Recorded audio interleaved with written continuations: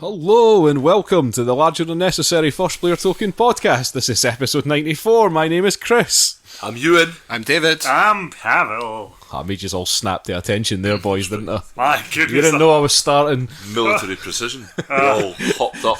I was really just checking my phone and then suddenly it all burst into motion.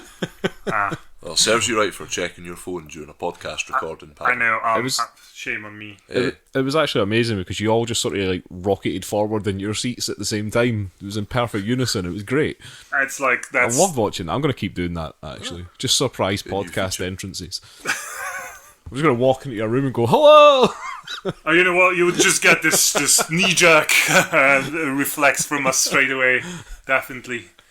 It's been nearly 100 episodes. We have it in our blood now. It feels like 100 episodes since you were last here, Pavel. Where have you been?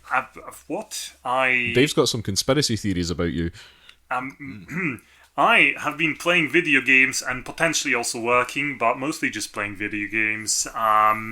Working or injecting malware into the point of sale systems across Scotland. Oh, yeah. You decide. Yes, you tell us. Please let us know in your fan mail whether we in fact are full of malware. Is it like, I know there was he a huge- injecting with like a syringe? That's not what you do. That's not how it works, is it, Pawel? Oh, does it? Well, Pavel does have a comical relationship to, like, sort of Computer intangible software. electronic device. I don't know. I don't do syringes, man. I can't even watch films with. I mean, gore is fine, and then you have a syringe, and I just have to blink away. Honestly, it's just like it's too much. What about syringe full of gore? That's a happy medium. What about a syringe full of You could look at that PDFs? for a while. I think there's a lot of options we could go through, but if they didn't contain syringes, it would just be so much better. Yeah. Let's not talk about syringes anymore. Alright, Dave's got Yeah. some treats out of his bag. Because I wasn't sure if Pawel was going to be here, Oh my god! I brought us some. Pawel, what is this? why have you never told us about this? Right, okay, so Pavelek. dear listener, in Poland, when you see if you've got a Christopher and you decide why don't we call him Chris instead because we're lazy or possibly affectionate, you can't do this with Pavel. Even though in this country, which I absolutely adore, some people call me Pav. That's just awesome, but not a single Pole would ever do it. What they do instead is they take a name perfectly reasonable and boring and mundane name, Pavel, and they just name it. They just make it Pawelek, which is something your mother calls you. And there, unfortunately, exists a fairly well-known Polish candy bar called Pawelek, and my compatriots are just going to gorge themselves on them, and Pavel, you can't eat this, can you? it's got some sort of fake alcohol in it. I think. Yeah, it's just, I'm reading this in Polish, obviously. I'm reading this in Polish here. there's a my Polish is so good that it says, dark chocolate bar with advocat flavour. Filling contains alcohol. Well, I can smell it. Does all, Oh yeah, you does can. Does all Polish through the chocolate packaging. contain alcohol? It's an odd choice, advocate. Yeah, advocates are a strange You'll see choice that. for anything. Yeah. Can I just say that there's many types of Pawelek? Is it any good, you? I'm going to have to drive later, so... I've had a few, but I've not had... It doesn't taste that boozy. It's quite solid. Like normally, if it's a liqueur, it kind of like you burst into it and it just goes all over the place. Now you have to believe Euan. He's got some experience with booze, so if he's saying it's not boozy, it's probably very mild. Oh, you'll be all right on that, son. I don't know. It's just the smell Couple of of it is a bit pints. too strong. Couple of pints of chocolate bars. Oh, yeah. They're like a pint of chips. My goodness. Thank you so much. I'm sure we can also find sweets with your names on them. Some sort of I don't know, some sort of There's not a Dave Dave bar. pudding or a Chris chocolate or a There are a lot of comedy chocolate bars across the Euan world. truffle. Euan Truffle. Yeah. I think I would be a truffle. That's quite a good name, actually. Yeah, Do you want to Euan- be called Euan Truffle? I for think the I might rest of change this? my name on this podcast to Euan Truffle. Euan Truffle. Can you refer to me as that? from Yeah, now? we can now only refer to you as Euan Truffle. Right, That's fine. thanks. What have I done?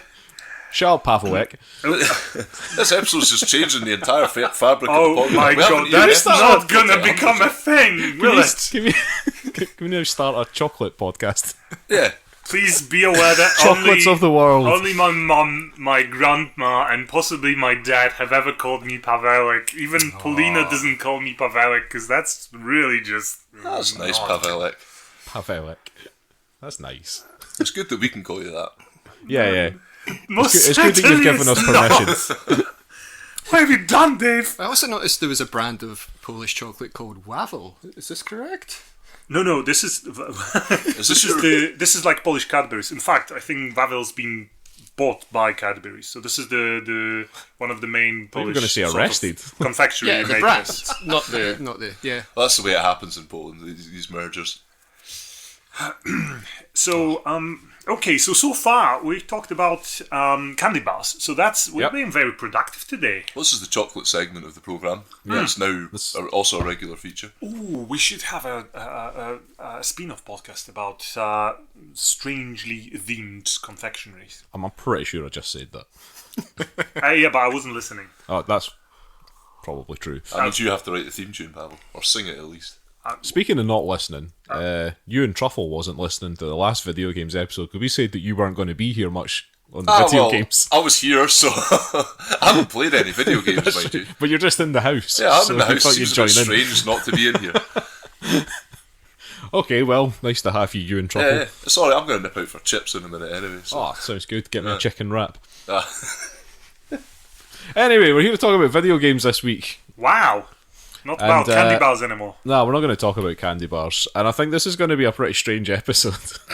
Don't expect any AAA titles here, because this is not going to be one of those episodes. But let's face it, you don't come here for AAA. No, you really don't. I had a dream that I played the new Spider-Man game. You had a dream. Yeah, Well, yeah. do you want to start then? Euan Truffle is Yeah, going yeah. to tell I us think about, let's start with that. Yeah, tell us Sean about Bean the new was really Spider-Man good. game in his dreams. I thought the motion capture on him was great. Right. This episode isn't getting any And, normaler. you know, I just like I enjoyed sort of Shooting your being, web all being over New Spider-Man York. and saving people from Dr. Octopus and the Shocker. Did you enjoy The Rhino. collecting the pigeons? To be honest, that bit I kind of gave up about half. I think I got about 50 pigeons. That's a long dream. I enjoyed the potato search a bit more. I found When you got in a fight, was it like trying to swing your way through jam? it was a bit, yeah. Aye. It reminded me of every Spider-Man game ever. This does not sound like a valid review of a game to me. Yeah. But it is a valid review of a dream. Well, I just like I woke up with Spider-Man like sitting on my chest. Oh, yeah. Yeah, it was a bit weird. That's Yeah. that's that paralysis thing. Oh though. yeah. And then he handed me a joystick, so you can't even play. You can't even use these anymore. Ewan, how much Pavelik have you had already? I don't know, but I'm going to be continuing to consume my Pawel. I'm sure this is going to turn out just fine. So has anyone actually played any games? I've actually played a AAA game, which I What? choose not to talk about today because I want to play it some more. But the new Tomb Raider is out, so the next episode I'll most certainly be talking about that. Okay, but what else have you been playing instead then? I've been playing a shitload of stuff, but one of them was a Wii game called Farlone Sales, which is as Wii as they come.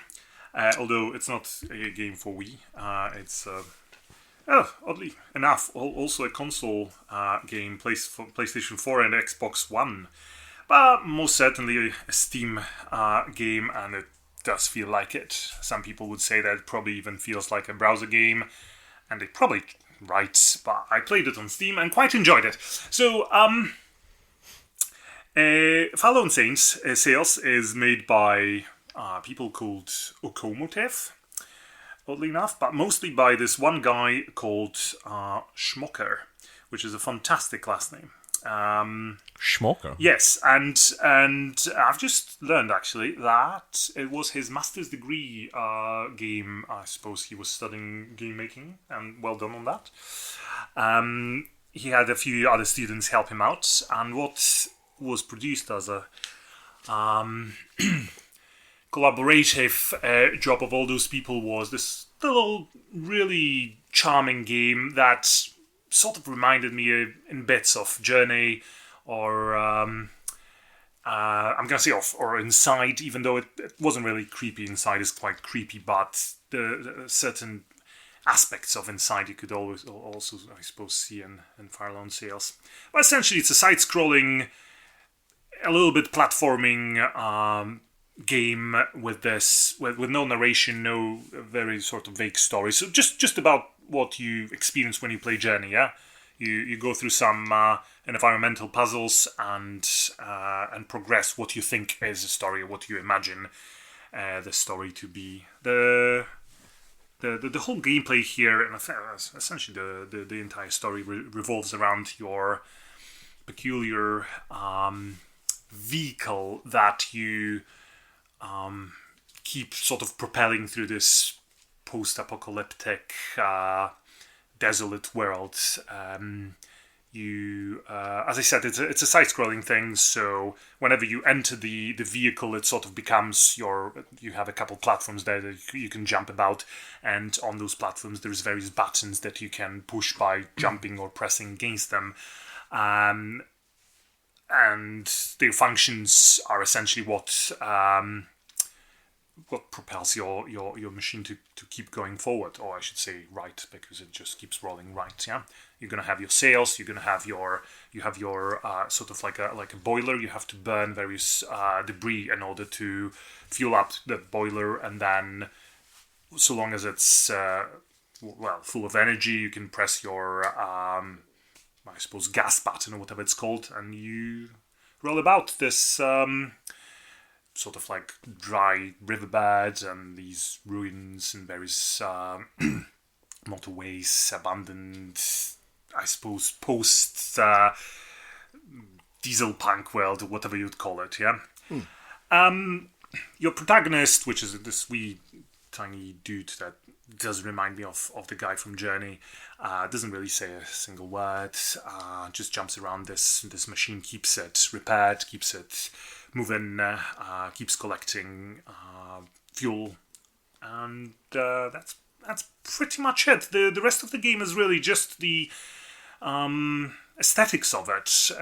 It's sort of, it feels like it's sort of painted. I'm not sure how to call it, but the art in the game is actually very pleasing, and the music is as well. So it's a relaxing experience, apart from a few stages where I suppose you're supposed to be a little bit stressed out because, it's in a post-apocalyptic world and you have to survive but most of the time you just roll through this, I don't know, icy desert, for example, and just listen to nice music, make sure that you have enough fuel or that your sails are working and well repaired. There isn't much more to be said about it. To be fair, the game lasts maybe 5 hours, but it's it's pretty. It's nice. It's fairly easy. There isn't much of a challenge there. You just sit down and have fun. I quite enjoyed it.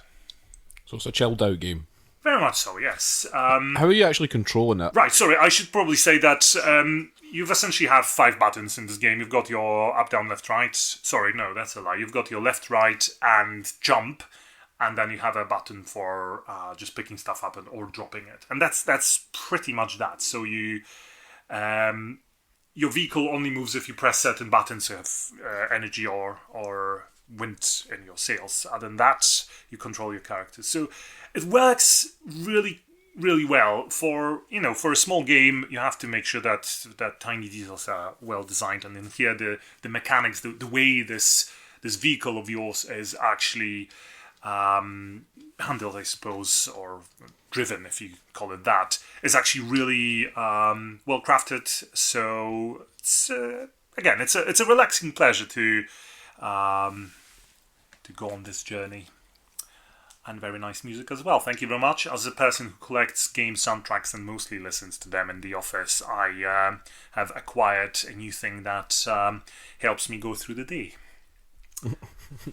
Through the desolate, icy deserts of IT world. Are you suggesting you play this at work? No. I listen to the soundtrack at work. Oh, right. Well, Sorry. anything you say no to 3 times must be true.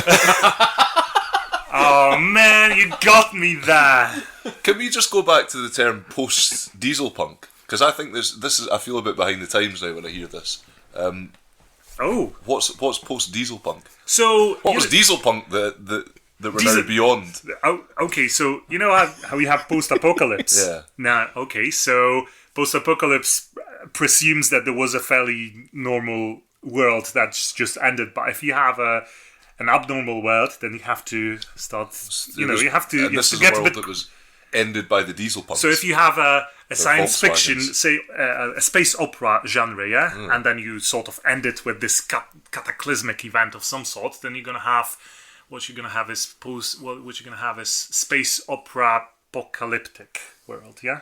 Okay. There you go. So if you have a steampunk that also has post-apocalyptic elements, what do we call it?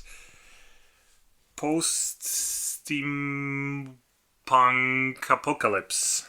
I don't know. Hey, you looked at me as if I was going to tell you that. That really felt like I'm classroom question time. digging a hole here. You guys have to help me back up.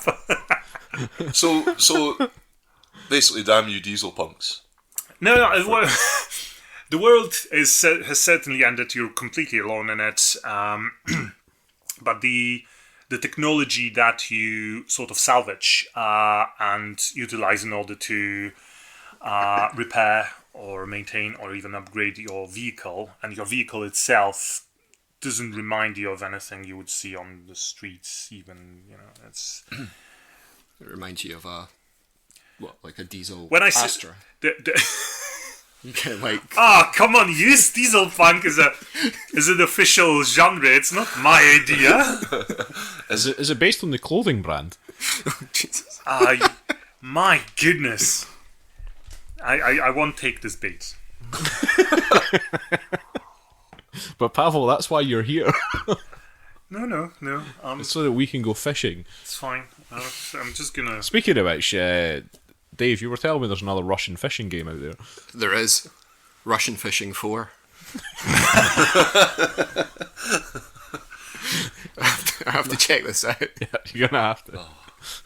I still have fond memories of that nuclear Russian one. Oh yeah, Russian nuclear Russian fishing. nuclear fishing as we refer to it. That's what it was called. Good times. I do like the literal name. Speaking of literal names, one of the Spanish guys in my band asked me the other day, they're what you call a guy who repairs violins. And I had to say, well, it's just the violin repairman. But they have a word for it. Specifically violins. Oh, that's Specifically fantastic. violins. Oh, that's brilliant. There is luthier, but that's not just. That was the word. That's not just violins, though. It's just string instruments in general, isn't I don't know it? why. This guy doesn't even play the violin, so I don't know why he was asking. I think it is just string instruments. Learn something new. There you go. Anyway, we're French. talking about Farlow sales, weren't we? And Russian fishing. And Well- Russian nuclear fishing. I think we gracefully sort of moved away from. We were segueing to Dave, I think. There you go. We're Yeah. trying, well, we're trying to segue to Dave. I think that was what We just got waylaid by the fishing fishing. comment. Well, let's wrap up Farlow and sales. And this sounds it sounds a bit like just a relaxing version of Raft. I would say so. Yeah, that would be another good example. So yeah, go ahead. Don't expect anything big or challenging, but rather just this sort of quiet, relaxing time sailing through nothingness. But that's a metaphor for life, Pavel, isn't it? Well, you know Sorry, what? Pavelek. Games with these vague sort of storylines and intriguing atmosphere tends to they tend to be metaphorical. I suppose this game could be too. Okay, that's a good note to end on. Who made that? Mr. Schmocker. Mr. Schmocker. Excellent. Okay. Thank you, Pavel. Right, Dave, come on then. Tell us about your bag of treats. My bag of treats. Oh, I've got all sorts of news this week. So more than just Pawelek. More than just 3 chocolate bars. Fantastic. Great value. Well, I finished God of War, finally. Hooray! Did you collect all the things, Dave? Surely did. How many chests do you reckon you opened? I cannot. I mean, just thank God it's over. Thank God. Yes. Okay. Is all I can say. Thank I'd the God of never War. have to think about it again. 10 out of 10. Fuck off. Are you That's a fantastic review. That should be like a new way of grading things. I'm trying to think what it is with this game. You know, I've figured out what it is, right? God of War, the new one, is like a really, really good Ford Mondeo. It's God. like, it's good performance, great fuel economy, it's not too expensive, the seats adjust in all the right directions, the indicator stalks are in the right place. You really cannot fault it in any way, and it's a good car. But it's tedious. It's not even tedious. It's not even that. It's just, it's not a Ferrari Testarossa, which is a shit car, but that's the one you would rather have. And Dave just really wants to do a car podcast. You must be a terrible customer when you're buying cars. I think it's borne out. There's no like, the game has a really good Metacritic and all this, but there's no buzz about it anymore. It's come and it'll pass, and it has left me completely unchanged as a person in every way. So there you go. I'm still kind of glad I played it. But see, I understand what you're getting at there. That's how I feel about like the Assassin's Creed games that I've played but and stuff like that. It's so much just- better than that. I mean, it's like a textbook good, because there's things you can complain about Assassin's Creed, and there's barely anything you can complain about in God of War. But it's similar though. Anyway, I needed a bit of a change after that, because I was deciding what I was going to play next. So what I did instead is I went in a bit of a indie gaming binge. This is going to be a bit of an indie gaming episode, I feel. But the real indie games, as in games that could have been made by anybody. And there's a particular website called itch.io, which is a place where you can upload and share any games that you have made, and people can go on and download them. And you can, I mean, these games can be anything. They can be from like just a very rough idea or proof of concept all the way through to like fully fleshed out games. There's a lot of stuff on there from game jams in particular.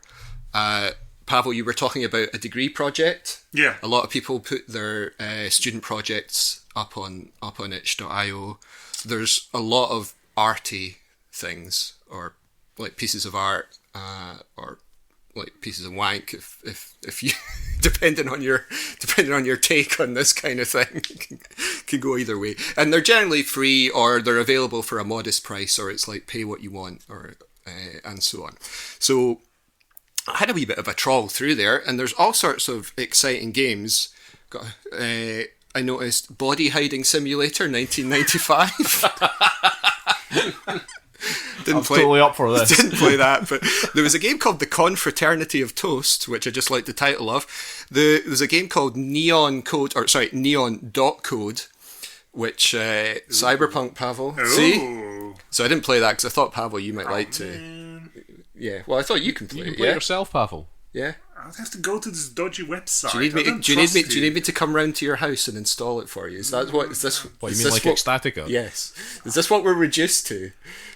Because I'll do it. I'm gonna team viewer you in. Oh, that may be an idea.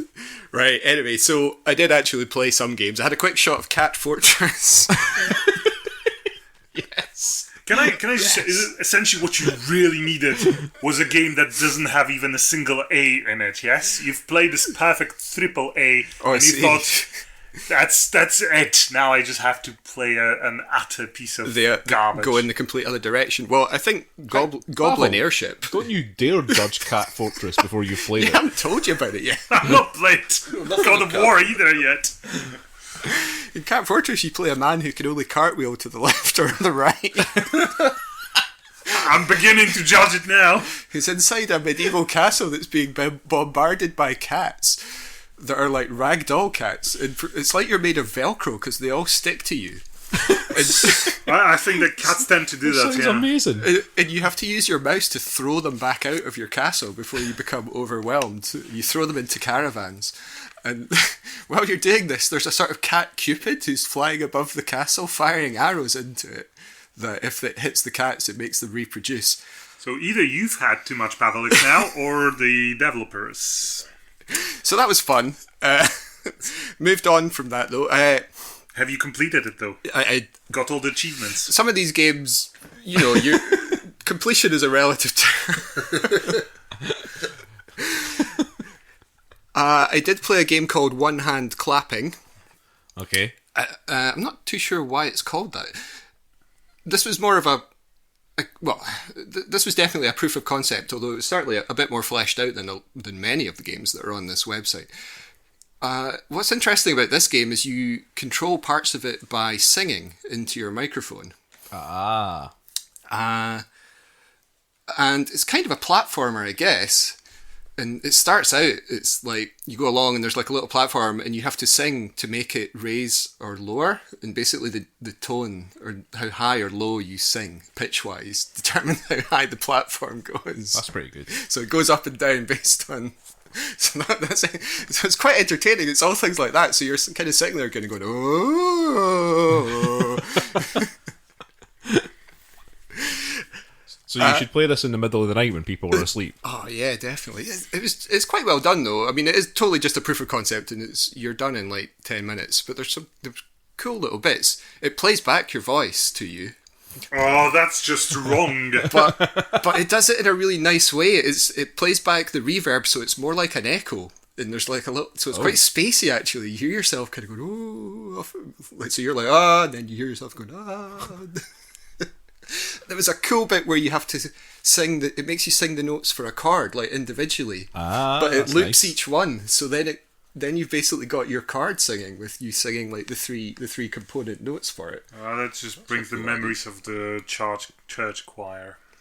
It's pretty cool. I mean, it's a very interesting idea. So I really enjoyed that. And then More so than God of War. Then. Well. I don't want to talk about God of War anymore. I've noticed. That's why I'm doing this. We're not going to mention it again ever. Pavel's trying to get his revenge on you, Dave. Yeah. I then went on to play something which was a bit more fleshed out, and is a game some people may have heard of because it's actually about a year old now, I think. And it's called Where the Goats Are by Memory of God, which I assume is not their real name, but I don't know. So what you're saying is that we're now getting a little bit more serious about our games. This is a step forward towards proper real games. They're all serious games, but this one has a bit more time and effort placed into it than some of the others, which are just ideas or fragments.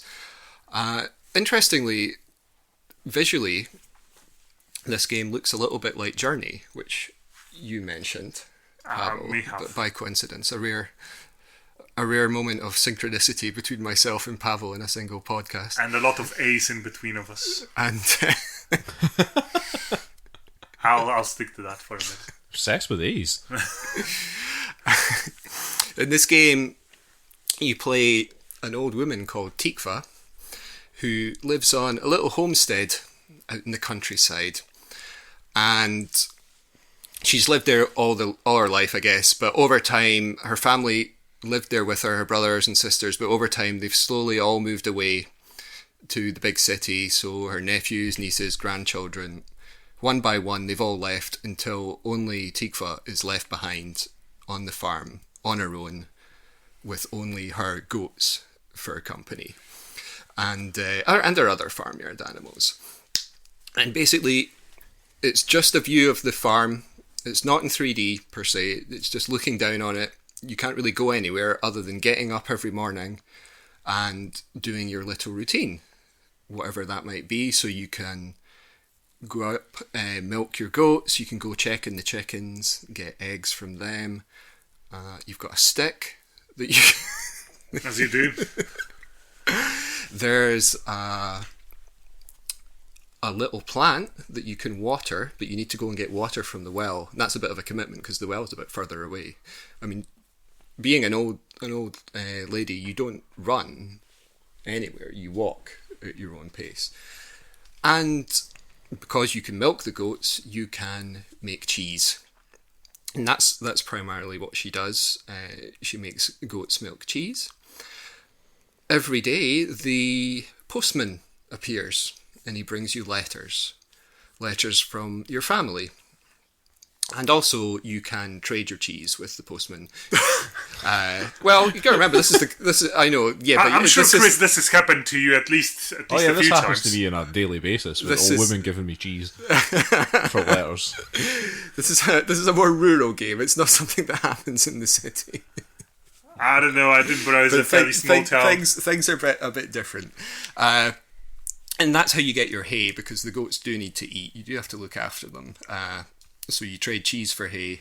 So is that what postman brings? To feed to the goats. It just drops from the sky. Oh, jeez, that's a fairly remote place. And the goats eat the hay, give you milk, use milk to make cheese. And that's kind of it. And you read your letters. Each day that the postman comes, he'll bring a new letter from someone in your family. This is terribly depressing. And it's nice. You've got a bit misty-eyed there. There's quite a lot to do. No, I'm just trying to recall. I mean, there's quite a lot to do. Are you thinking about your future? You just go about your little routine, and I mean, I managed to make quite a lot of cheese, and guess what I did with it? You may have given, yes, I think the only option is to essentially trade it, yes? I got a new goat. So I went from 2 goats to 3. Did the postman bring the goat? Fell from the sky along with hay. It just appeared. Aww. I think there's maybe a little bit missing there, but you know. No, I think what you're missing from the game is that it's not the cheese that's the point here. It's reading the letters. The game seems to be about this utterly depressing end of life experience when you live for nothing. You keep on living so that other people can, I don't know, send you letters about their amazing adventures where you just go through your daily chores. I think you're supposed to just not make that much cheese. Just let it, you know. I guess it's being too ambitious. It's up to you to interpret what this game means. I think it just goes through a little progression, and it's very short. Only takes about an hour to play, and it's very good actually. And I rather enjoyed it. I would recommend. Obviously, not Pawel's going to play this, but I think. I'd be curious to know how much research have devs done about farm life and this particular type of work. Yeah, well, that's why it's not a game for you, Pawel. Oh man. No, it's very good. It's slightly oddly, it's the person who's made this game is remaking it. Because as it is, this iteration of it is a little bit buggy. There are little bugs in it and things, and I did have to restart it. It autosaves, so that's fine. But I got stuck. Like one of my goats got stuck in a sort of weird state where it was hungry but it wouldn't eat, and because I'd done things in a slightly strange order. But so there's little things in it. But so they're redoing it as far as I can tell, and it's coming to Steam. It's got an entry on Steam already, so you can go follow it or stick it in your wish list. But I don't know, but I suspect it's going to be broadly the same thing, just better. But the sort of thrust of it is going to be the same, I think. So you can play either. I really enjoyed it. What do you do with eggs? You can eat them. So what you say is were you talking about in game, Pawel, or in real life? Well, I was leaning more towards the game, yeah. Right. So does it mean that the character can go hungry otherwise? I don't. Just play it. Don't worry about these things. Good advice. That's not bad actually. Don't worry about the eggs, Pawel. Nah, it's a good game. I enjoyed it. It's a sort of pay what you want type deal for that one. So what's more tedious here? Milking or opening chests? You've got a goat and you've got a chest at the top of whatever Olympus or other mountain that you've just climbed as Kratos or Kratos, and you're facing either the idea of milking goats in this game or opening a chest in God of War. What would you enjoy less? This is becoming a complicated question. It's a really weird question. You've worded that weirdly. What would you enjoy less? Yes. No, because I know that Dave tends to sort of probably... He is quite negative, you're Yeah, right. yeah. I don't like any games. Well, I think it's a given that milking goats is better than opening chests. And I suppose... Yeah, it's probably a more satisfying sensation, yeah? The thing is that the whole chest bullshit in God of War, which we should really not talk about, is just a cynical... Go easy on the beard, man, because you're just going to hurt yourself. it's just a cynical mechanism for drawing people into the game. It's the cynicism of it. You're just turning a handle, and the whole thing could be achieved. It would be the same game without them. You know what? That's sadly true. It's just... Oh, man. But people like it. So I want to enjoy this game when I get to play it. That's Don't fine. do it. I get that people enjoy it, and that's okay. Just like they do loot chests. But I enjoyed Where the Goats Are, and you should check it out. Also, if you like games about goats, Which you do. if you've played what's Simulator? it called? Goat Simulator. Oh, everybody's heard of You've that. played Goat Simulator to death. You're going to go check out Where the Goats Are because it's good. And then you're like, well, I want more games about goats. Dave's got you covered. Itch.io, well, and me, have you covered. Because I did a quick search when I was on there, and boy, are there a lot of games about goats. I've got a few of them here just for your entertainment. Goat Rescue, Goat Sacrifice, Goat Murderer, Goat in Space, Goat for the Throat, Row, Row, Row Your Goat. Goat Wraith, Goat Funnel, Goat U, Goat Dash, Goat in Danger, The Girl with the Goat Eyes. Oh, goat eyes are terrifying. There's also one called Nick Bounty, the Goat in the Grey Fedora. Oh, That sounds like a lot of fun. Goat noir Yeah, I may report more on on goats. stupid bullshit games. or we could have a spin-off about goat games only. I might go and play Goat U. Goat See U? if it differs Goat at U. all from my own life. Okay, brilliant. Well, that was our goat correspondent, Dave. Talking about his journey through itch.io. Thank you very much, Dave. That was very interesting and very amusing. Okay, shall we move on? Now, I've deliberately been mysterious about this next game because I want to ask a question. So you work in a hospital, okay, and you've got a really crap job. You're like a porter. But while you're in that hospital, there's an old man there that you get quite friendly with. But then one day you go into the hospital to find that you're not required anymore. So you've lost your job at the hospital. But then a few days later you find out that the old man has died. And he's left you all his money. And a mysterious package. So what's the logical next step? You start a cult, of course. Welcome to the world of Cultist Simulator. Okay. I thought this was going to be 2 Point Hospital. And It's it was not like, 2 Point I was Hospital. like, No, what- but I do how want to is play this 2 Point How Hospital, is this but- 2 Point Hospital? Oh, which I've also already played, but okay. Oh no, this is much more interesting. So Cultist Simulator is the way that I would describe it, as I've written down here, it's a real-time card-based decision-making game. Okay? Okay, that almost it's makes sense. Heavily influenced by things like Lovecraft and stuff like that. That comes through. And I'll give you an example of some of that later. But it is utterly weird. It is a weird game. Well, the beginning was weird enough. Yeah. And that's basically what happens at the start of the game when you start playing. But it's presented to you in such a weird manner because it's basically just a bunch of cards on a table. So you've got this like this tableau basically. It's just an area that you can put your cards in. You don't have a hand of cards. Basically all the cards that are available to you are just sitting open on this table. But there are action spaces that just start to appear depending on sort of things that happen. So like the only one that's available at the beginning of the game is work. and you have a card. I think it's like health or something like that. You can like chuck it into the work. But you've just been made redundant. You've just been made redundant. But at the start of the game, you still have your job, and the only thing you can really do is work. Okay, and then of course you get left all this money. So you get given a whole bunch of funds cards. You get something like 9 funds cards, but you also get this mysterious package. So then other action spaces open up because you're now unemployed. So the dreams action space opens up. So you can now start dreaming about things. And then at some point, this is sadly accurate. The study action space will open up. So you can start studying things. Okay? But it's really strange because the stuff happens in real time. So, like I say, all you're really doing is dragging cards into action spaces. And not all cards will go into all action spaces. It's dependent on certain things, what types of cards they are and stuff. But when you do that, a timer starts on that action space. So you can then come out. And when that timer runs out, you know that something's going to happen. Okay? So you can come out and start using the other action spaces. You can have multiple things going on at once, basically, is the way it is.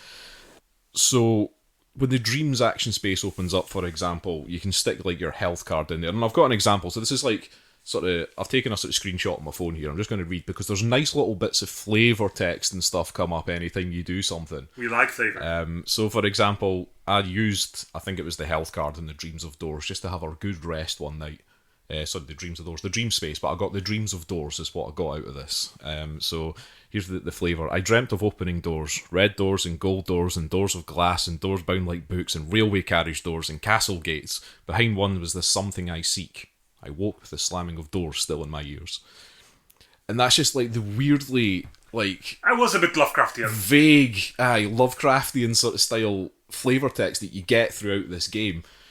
Because, you know, like, if you've read sort of Lovecraft, a lot of it is just left to your imagination, but some of it is very, very descriptive at the same time and very specific about, like, things that these people see and stuff. Like, I can't remember, like, the last Lovecraft story I read was something to do with geometric shapes that were both concave and convex at the same time.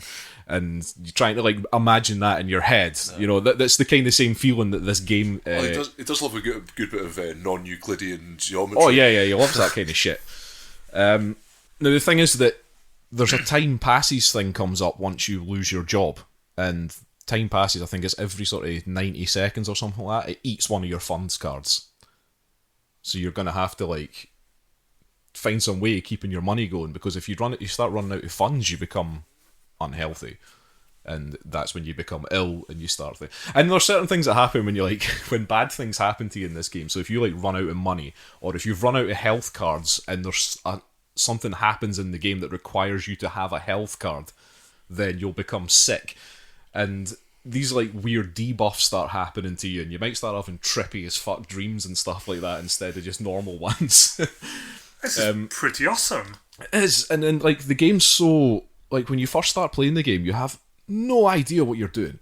Like you've just got this, like I say, this tableau with action spaces and cards in it, and you don't know what you're actually doing. It doesn't really like tell you the whole point. I mean, if they didn't call the game Cultist Simulator, you would have no idea that what you're doing here is about to start a cult. I still don't see where the cult comes in. Well, it's this mysterious package, Pawel. Alright. So you study this mysterious package, and then I don't want to start ruining it by telling you like what's in it. But no, I think things are slightly different every time you play the game anyway. It's like you get some sort of random thing. So you start to find like weird artifacts and things like that. And you might start to meet people as you're studying these weird artifacts, and like you'll get at one point you will get a person card that comes in. It's like they're just an acquaintance, but you can talk to them, and then you can like send them off to do stuff eventually because they become a friend of yours. But like you know that these people are eventually just going to become recruits in your cult, like because you're the whole time that you're talking to them, you're basically convincing them that, hey, see this weird thing I've got here. Cool. This is pretty cool, isn't it? Like, and it's like I absolutely love how sort of weirdly vague it is in that Lovecraftian way. Like I'm going back to that now, but like I'm just looking at some of my notes here about the aspects that the cards have. Like so, the cards have weird sort of traits if you want to think of them like that. So when you click on a card, it'll tell you like so like the health card, for example, has the ability, heart, and worryingly the ingredient traits.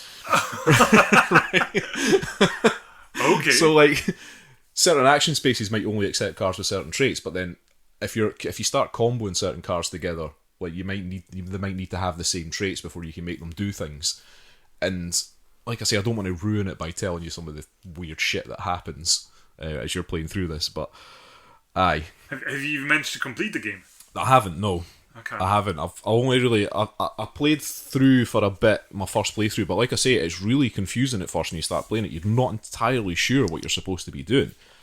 And it became quite clear to me that there were certain cards that I should really have had. So they're sort of like what I tend to think of as like the base cards.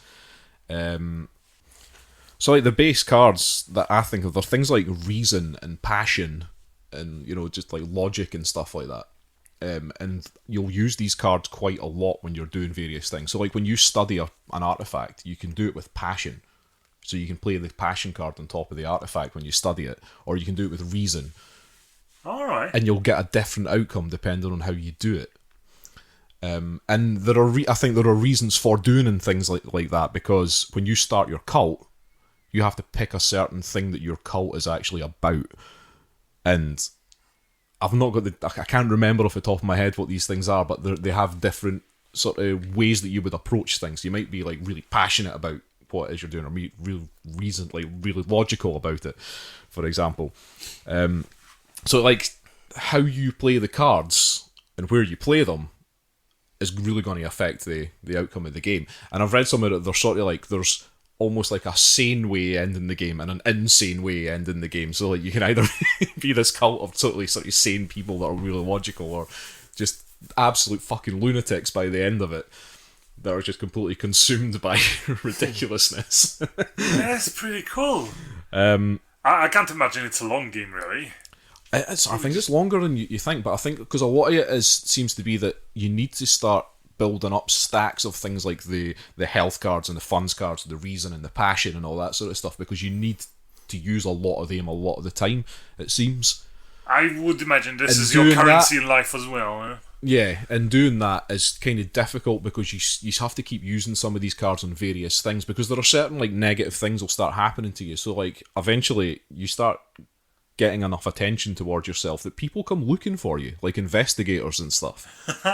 And again, like a Lovecraftian way, investigators start going, what the fuck is going on here? What is this guy up to? And then you have to start doing things with those investigators to get them away from your path and things. So there's always stuff going on that's distracting you from you trying to get your cult set up and working. Oh my god, that's awesome! I'm gonna play that. But yeah, so for example, to get like things like the health card, you need to combine 2 vitality cards. But you need to get the 2 vitality cards from somewhere, and things like the vitality cards have time limits on them. So if you don't use them, then you lose them. So you have to try and get 2 vitality cards to get a health card. You have to get those 2 vitality cards at roughly the same time, and you start to figure out ways of getting them. But sometimes they might start costing you money, so you have to find ways of making money. And you can get another job, but while you're at your job, weird stuff starts happening there as well. But you're doing you're just doing sort of menial employment, but you don't get a lot of money out of doing that. You can start working overtime, but then that starts sucking up like health cards or whatever, or reason cards, for example, because your boss is very demanding and demands that you work very hard. So stuff like that sort of happens. So yeah, there's all sorts of stuff going on. There's almost like a resource management thing going on there with those cards, where you're really having to try and balance it out a bit and make sure that you're getting towards your goals.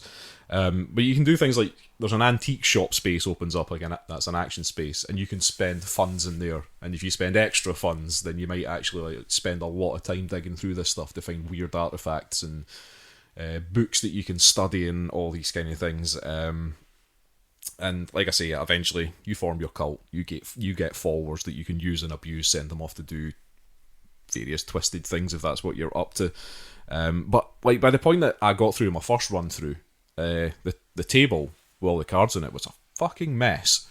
There was cards everywhere. There was God knows how many action spaces just lying about the place that I was just like, I don't know what to do with these things. But so it's just like I'm asked, the tableau's just cards, action spaces, ticking clocks, and just terrifying nightmares. That sounds awesome. It's like There is also, I've noticed in the options thing when I was playing it the other day there, you get the options, go into the options thing, and you've got your standard, like, you know, UI size and scaling and stuff, and the audio volumes and all that. But then there is a setting at the bottom, a slider, where you can choose between bird and worm. And it seems to do nothing other than make me feel fucking terrified. like I changed it and I went, I don't know what I just did. Like, what's happened?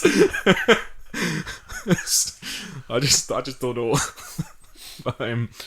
But yeah, like I say, it leaves a lot to your imagination because the flavour text isn't overwhelming. It's just small bursts of it, and I think it needs to be like that as well because you're constantly on the timer. You can pause it, but you can't really do anything while it's paused. Nothing's going to happen while it's paused. So, and you can fast forward it as well if you want to just hurry things up. But I've never done that because you just constantly feel afraid. So yes, Cultist Simulator. So what's it cult about? I can't remember what because it was a few weeks ago that I played the game the first time, and I played that again the other day there. I've not got to the point of actually setting the cult up yet because I wanted to be. I think what I did in my first playthrough was that I set the cult up far too early, and then I had too much stuff going on, like people coming after me and things, and not enough resources to deal with everything. So I felt like I was just constantly just like, you know, flapping a bit. So this time round, I've made sure that I'm got lots of funds together. You know, I'm building up reason cards, I'm building up health cards and that kind of thing. You know, as any good cultist would. Yeah, you know, you got to be prepared before you join a cult. I would imagine. Otherwise, you'll just get chewed up and spat out. So yes, you do need like specific items, I think, to start your cult. So like, you need to have something which is very much weird as hell, like a book of some sort, which is just mysterious and full of like weird sigils and stuff like that before you can properly start a cult in this game. Gotta have some runes, Pawel. Yeah, got some runes and stuff. Yeah, that would be helpful, yes, I'm sure. But I feel like I've barely even figured half of this game out because there's so much stuff going on with the traits of the cards and things like that, and some of them are just so vague. Like, it just says this is the fire trait, and it's like, well, what does that mean? Like, you tell me anything about it. I want to play it now. Oh, I'm going to play it.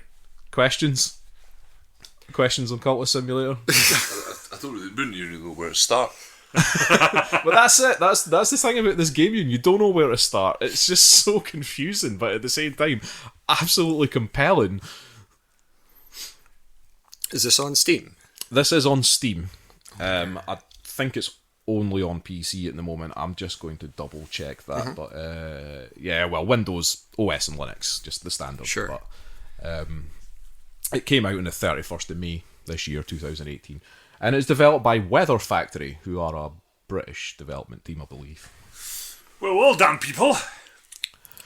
So yes, Cultist Simulator. Pawel, you should pick this up because it's worth it just for the little flavour text bits and stuff like that. You'd love all that stuff. You know what, as much as I enjoy just going through each of these scenarios in Arkham Horror card game, this sounds like just playing the opposite side.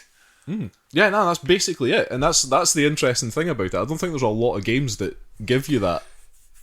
Like playing the other side in these sort of Lovecraftian things, probably because it would be far too confusing and complex. But they've gone the right way about it by making it deliberately vague, so that it's left up to you really to decide what the hell's going on here. Pretty cool. Okay, well, that's episode 94 done.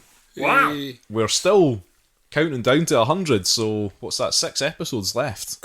TikTok. TikTok.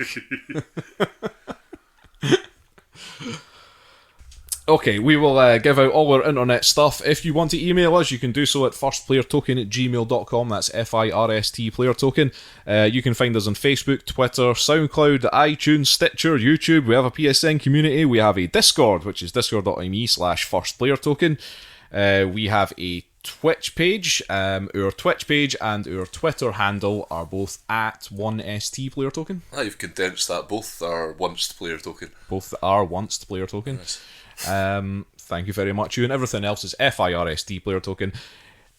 Also, we are part of the Podnose community. Oh, the UK's leading entertainment podcast network. Spit that last word out, you.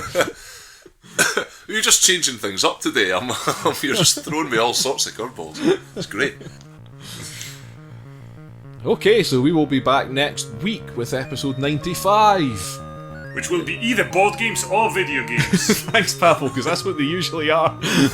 But until then, thanks for listening. Bye. Bye. Bye. Bye. Bye.